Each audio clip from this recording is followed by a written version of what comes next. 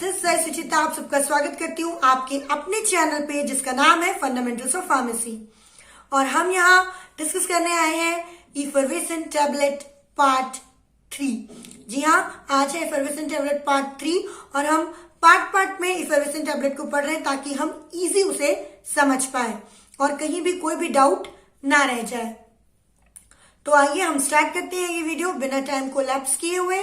और साथ ही साथ में अगर आपको इसी इफरवेसेंट टैबलेट के रिलेटेड बाकी पार्ट्स देखने हैं तो आप प्लेलिस्ट में जा सकते हैं इस चैनल की और देख सकते हैं। साथ ही साथ में अगर आपने ये चैनल सब्सक्राइब नहीं किया हुआ है तो प्लीज सब्सक्राइब कर लीजिएगा।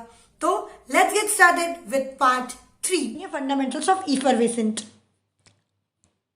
Effervescent consists of soluble organic acid and alkali metal carbonate salt, one of which is often the API, active pharmaceutical ingredient. Carbon dioxide is formed if the mixture comes in the contact to what? ये सबसे ज़्यादा जो है fundamental effervescent tablet का कि और soluble organic acid या फिर अल्कली मेटल या कार्बोनेट साल्ट यूज़ होते हैं जो कि एक्टिव फार्मास्यूटिकल इंग्रेडिएंट होते हैं जो कि कार्बन डाइऑक्साइड जो है फॉर्म करते हैं, जैसे कि किसके कांटेक्ट में आते हैं, पानी के कांटेक्ट में आते हैं। कुछ टिपिकल एसिड्स और अल्कली के एग्जांपल जो कि इंक्लूड होते हैं citric acid, tartaric acid, malic acid, fumaric acid, adipic acid, sodium bicarbonate, sodium carbonate, sodium sesquicarbonate, potassium bicarbonate और पोटेशियम कार्बोनेट। ये सारे कुछ ऐसे टिपिकल एग्जांपल हैं जो कि इफरवेसेंट टैबलेट में यूज़ होते हैं। आइए अब अपन जानते हैं एडवांटेज ऑफ इफरवेसेंट टैबलेट्स। सबसे पहला फास्ट ऑनसेट ऑफ एक्शन। क्यों फास्ट ऑनसेट ऑफ एक्शन? घोल तो हमने पहले ही दिया था, गया सीधे बॉडी में क्या होना है, एब्जॉर्ब होना शुरू हो गया, तो उसका जो असर है, ऑनसेट है, वो बहुत ही जल्दी आता है। ठीक, no need to swallow the tablets को सॉलो करने की कोई ज़रूरत नहीं है, किसी को गटकने की ज़रूरत नहीं है, सीधे सीधे पानी P low. Good stomach and intestinal tolerance, बहुत अच्छा टॉलरेंस करेगी क्योंकि भाई ऑलरेडी घुली हुई है तो पचाने में या फिर इंटेस्टाइन को जो पचाने में दम लगती है वो नहीं लगेगी। मोर पोर्टेबिलिटी है, पोर्टेबिलिटी बहुत अच्छी है। इम्प्रूव पैलेटेबिलिटी, बहुत अच्छी पैलेटेबिलिटी है। सुपीरियर स्टेबिलिटी, स्टेबिलिटी भी बहुत ज़्यादा है, बहुत ही स्टेबल है। ठीक है। और मोर कंसिस्टेंट रिस्पॉन्स, और रिस्पॉन्स इसका बहुत अच्छा है। अच्छा, मैं आपको एक नॉर्मल सा एग्जांपल दे देती हूँ, इफरवेसेंट ग्रेन्यूल्स इनो और incorporation of large amount of active ingredient, और बहुत ही ज़्यादा एक्टिव इंग्रेडिएंट्स जो है अपन एक साथ और ज़्यादा मात्रा में जो है इफरवेसेंट टैबलेट के थ्रू ले सकते हैं। तो ये हैं सारे इसके एडवांटेजेस। अब अपन बात करते हैं, पहले एडवांटेजेस ये एक्यूरेट डोजिंग हो जाएगी। जो भी आप डोजेस एक्टिव फार्मास्यूटिकल इंग्रेडिएंट की चाहते हैं तो वो एक्यूरेट रहेगी।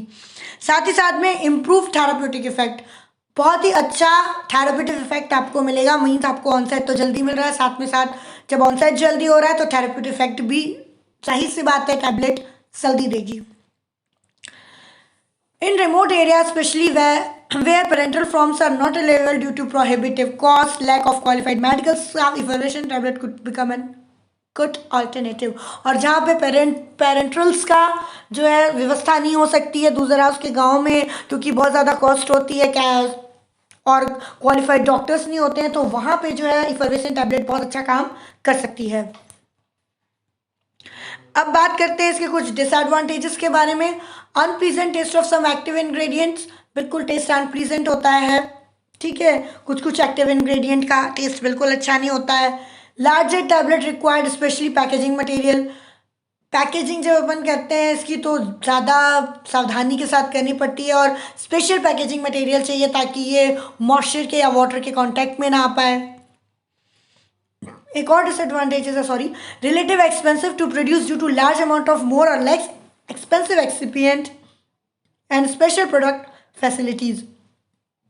थोड़ा सा जो है मोर और लेस एक्सपेंसिव एक्सपिएंट लगते हैं, स्पेशल प्रोडक्शन फैसिलिटी लगती है इनको बनाने के लिए क्योंकि भाई कार्बन डाइऑक्साइड रिलीज हो रही है, अगर ज़रा सा भी वाटर के कांटेक्ट में अगर आती है तो तुरंत क्या रिलीज़ कर देगी, कार्बन डाइऑक्साइड रिलीज़ कर देगी। इसलिए जो है मोर और लेस एक्सपेंसिव एक्सिपिएंट्स इसमें लगते हैं और इसको बनाने के लिए स्पेशल प्रोडक्शन फैसिलिटी लगती है।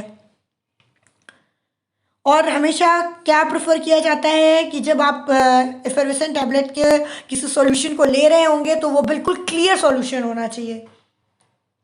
और अब जो है थोड़ा बहुत फाइन डिस्पर्जन जो है हम लोग जो है एक्सेप्ट करने लगे हैं, नाउ यूनिवर्सिटी एक्सेप्टेबल है, बट पहले तो भैया क्लियर सॉल्यूशन होगा तभी वो सही है एडमिनिस्ट्रेशन करने के लिए, अदरवाइज नहीं है। बट अब जो है फाइन डिस्पर्शन भी जो है वो ओके होता है।